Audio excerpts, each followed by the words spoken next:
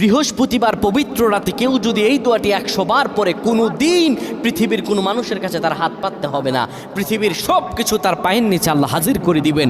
দারিদ্রতা থেকে মুক্তি দান করবেন, বিপদ আপদ থেকে মুক্তি দান করবেন, তার সম্মানকে সুউচ্চতা দান করবেন, অসুস্থতা থেকে দূরে রাখবেন। আল্লাহর অশেষ দয়া ও রহম তাকে দান করে দিবেন। সুবহানাল্লাহ। বৃহস্পতিবার রাত এটি গুরুত্বপূর্ণ রাত। এই রাত সপ্তাহে একদিন আসে। আরবিতে রাত আগে আসে, দিন পরে আসে। সুতরাং বৃহস্পতিবারের যে দিন গিয়ে রাত, এটি বৃহস্পতিবার রাত নয়, এটি শুক্রবারের রাত, এটি জুমাবারের রাত, এটি দোয়া কবুলের রাত, আল্লাহর কাছাকাছি হওয়ার রাত। সুবহানাল্লাহ। এই বৃহস্পতিবার রাত আল্লাহ তাআলা বান্দার দোয়া কবুল করেন।